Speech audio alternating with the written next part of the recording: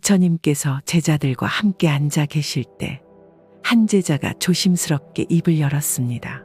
스승님, 저는 늘 걱정 속에서 살아갑니다. 다가올 일이 두렵고 혹여나 잘못될까 하는 마음이 떠나질 않습니다. 이 걱정을 내려놓을 방법이 있을까요?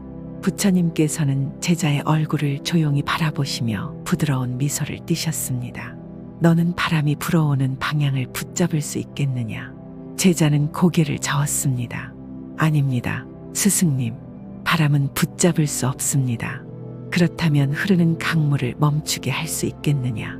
아닙니다. 스승님, 물은 흘러가는 것이 본래의 이치입니다.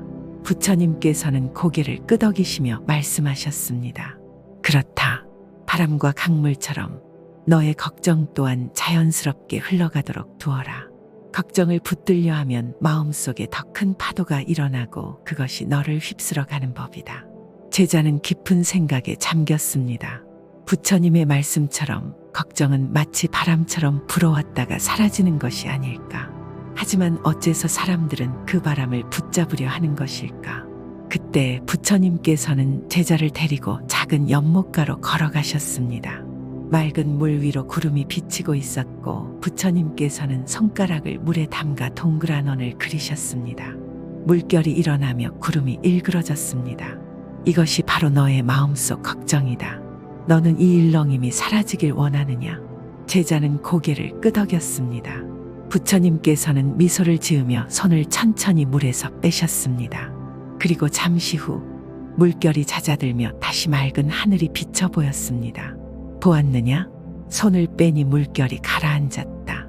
너의 걱정도 다르지 않다. 걱정을 없애려 애쓰지 말고 다만 그것을 붙잡으려는 손을 놓아라. 그러면 자연스레 사라질 것이다. 제자는 그제야 깨달음을 얻고 고개를 숙였습니다. 스승님, 저는 그동안 걱정을 밀어내려 했습니다. 하지만 그것이 오히려 더 큰 파도를 만들었다는 것을 이제야 알겠습니다. 부처님께서는 고요한 눈빛으로 그를 바라보셨습니다. 사람들은 미래를 대비한다고 하면서도 정작 미래를 두려워하는구나. 하지만 아직 오지 않은 것을 걱정하느라 지금 이 순간을 잃어버리는 것이야말로 더 큰 손해가 아니겠느냐. 그때 한 농부가 부처님께 다급히 달려왔습니다. 스승님, 제 소 한 마리가 사라졌습니다. 찾으러 가야 할지 아니면 포기하고 새로운 소를 구해야 할지 고민입니다. 어떻게 해야 할까요? 부처님께서는 미소를 지으며 물으셨습니다. 그 소가 지금 어디에 있는지 아느냐? 농부는 난감한 표정을 지으며 대답했습니다. 아닙니다. 어디로 갔는지 모르겠습니다. 저는 단지 불안할 뿐입니다. 부처님께서는 조용히 말씀하셨습니다. 그렇다면 지금 너의 할 일은 무엇이냐?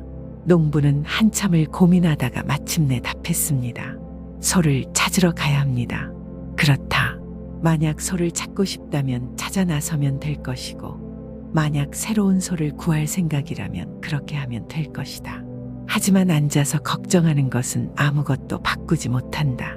걱정은 소를 되찾아 주지 않으며 너의 농사를 지어주지도 않는다. 그러니 걱정할 시간에 지금 할 수 있는 일을 하여라.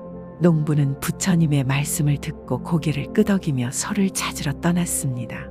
그 모습을 바라보던 제자가 조용히 물었습니다. 스승님, 저도 가만히 앉아 걱정만 하고 있었습니다. 이제는 무엇을 해야 할지 알 것 같습니다. 부처님께서는 조용히 제자의 등을 두드리셨습니다.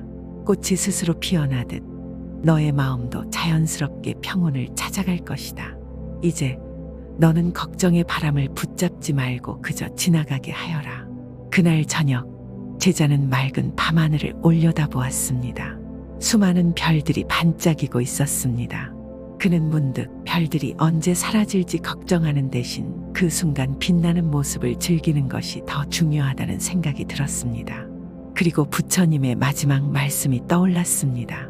어제는 이미 지나갔고 내일은 아직 오지 않았다. 오직 지금 이 순간만이 너의 삶이다. 제자는 미소를 지으며 눈을 감았습니다. 그리고 더 이상 미래를 두려워하지 않기로 다짐했습니다. 그는 알았습니다. 지금 이 순간을 살아가는 것이야말로 부처님의 가르침을 실천하는 길임을.